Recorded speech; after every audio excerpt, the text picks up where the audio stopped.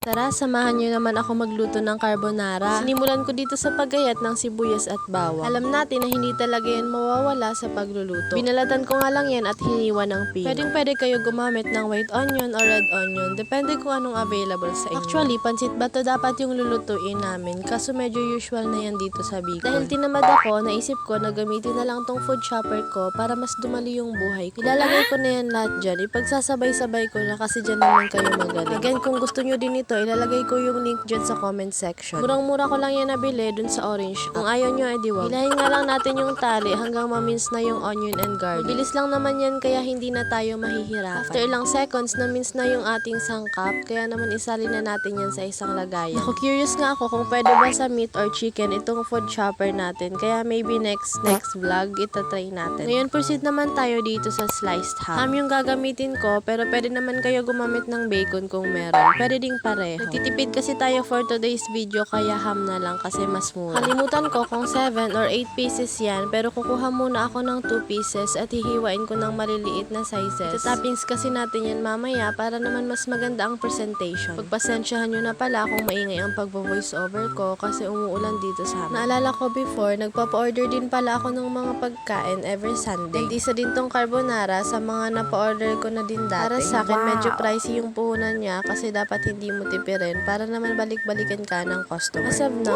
i-stop ko na kasi hindi ko naman yun masyadong kinariya. Pero ang importante naman ay nag-enjoy tayo sa ginagawa natin. Pinakita ko din pala sa inyo tong pakwan. Malaki yan kaso medyo pabulok na kaya yun na lang yung nakuha namin. Gagawin ko pa naman sana yung watermelon juice kasi super sarap na. Anyways, balik na tayo dito. After ko mahiwa ng maliliit, set aside na muna natin yan. Yung mga natirang ham pala, hihiwain naman natin sa tamang laki lang. Yan kasi yung ipapanghalo natin sa ating sauce. 2 kilo yung lulutuin ko kaya dapat sana 2 pack din ng ham kaso okay na yan. Ito kasing niluluto natin ay affordable and easy carbonara lang pero hindi tinipid sa lasa. Kapag niluto nyo din to and sinundan yung procedure na sinabi ko, for sure magugustuhan nyo to lalo na kung mahilig kayo sa carbonara. Hindi naman ako expert sa pagluluto nito kasi pangalawang beses ko pa lang magluluto ng carbonara. After natin i-slice into cubes, i-set aside naman natin. Dito naman tayo, nagpainit lang ako ng kawali and naglagay ng konting oil. Much better kung butter or margarine yung gagamitin nyo. And after naman yan, lulutuin ko saglit itong pang toppings natin. Mas masarap kasi ito kapag medyo toasted. Try nyo na din to, wag puro spaghetti. Masarap din pala dito ihalo yung tuna, mas malasa siya. Depende na lang talaga sa inyo. Ito na nga guys, hindi ko alam kung na-delete ko o hindi ko napindot yung camera. Iginisa ko na pala dyan yung mga sangkap and yung ham. Nilagay ko na din dyan yung sauce na kasama sa binili kong pasta. Nilagay ko na din pala yung cream of mushroom na dinisolve ko sa water. For me, yun talaga yung nakakapagpasarap sa carbonara. Maganda din kayo ng cheese para mas masarap. Usually, all-purpose cream and evaporated milk yung ginagamit ko. Pero out of curiosity, tinry ko to kasi first time ko makita. So far, okay naman at masarap. Hindi na din pala ako naglagay ng canned mushroom kasi ako lang naman yung may gusto nun. Yung pagluto ng pasta, hindi ko na pinakita sa inyo kasi alam nyo na yan. Ito na pala yung ginawa kong DIY chocolate cake sa last vlog. Maniwala man kayo sa hindi, lasang cake ng Red Ribbon. No joke guys, hindi ko yan sinasabi kasi gawa ko, pero totoo talaga. Ito na din yung ating creamy carbonara na napakasarap. Simple celebration nga lang namin to para sa Father's Day. Yung DIY cake pala natin, for sure uulit-ulitin ko yon kasi super nagustuhan talaga namin. Kulang pa ngayon sa amin kasi tinry ko lang naman at baka pumalpak. Cake po yun, mukha lang malaking donut. Yung ginamit ko kasi dyan na lagayan is yung lagayan ng chiffon cake. Kung hindi nyo pa ngayon napapanood, scroll lang kayo sa timeline ko. Imagine, sa murang halaga, makakagawa ka na ng super sarap na cake kalasa ng Red Ribbon. Para naman sa mga papa na nanonood dito, Happy Father's Day po sa inyong lahat. Bago ko pa makalimutan, shoutout pala kay Kuya Mariano Nalyase. Shoutout sa iyo Kuya M. Kapag nakikita niya kasi ako, palagi niya akong sinasabihan na i-shoutout ko daw siya sa next vlog ko. O ayan na, akala mo naman talaga. Guys, yung nasa toppings pala ng chocolate cake natin, ginadgad po yan na chocolate din ha, hindi yan cream sticks. Mukha daw kasing cream sticks sabi ng mga kapatid ko. Ginadgad po yan na chocolate bar. Guys, please, itry nyo tong chocolate cake natin, hindi kayo magsisisi, super moist niya. Ang sarap niya, nakaka-addict yung lasa niya. Kaya Red Ribbon, kabahan ka na. Mas nag-enhance pa nga yung lasa niya dahil din sa nilagay natin na chocolate ganache. Super sarap. Nag-complement yung lasa niya. And syempre, iti-taste test ko yan kasi kahapon pa ako nagpipigil dyan. Hindi naman to masyadong matamis for me. Tamang-tama lang. Hindi naman kasi masyadong matamis yung biscuit na ginamit natin and ang nakapagpatamis lang ay ang chocolate ganache. Mas try nyo to at sure ako na magugustuhan nyo. Sa 3 ingredients and simple procedure, meron na kaagad kayong masarap na cake. Hanggang dito na lang muna at tatapusin ko na tong vlog. Sana nag-enjoy kayo. Kaya naman kung nakaabot ka dito sa last part,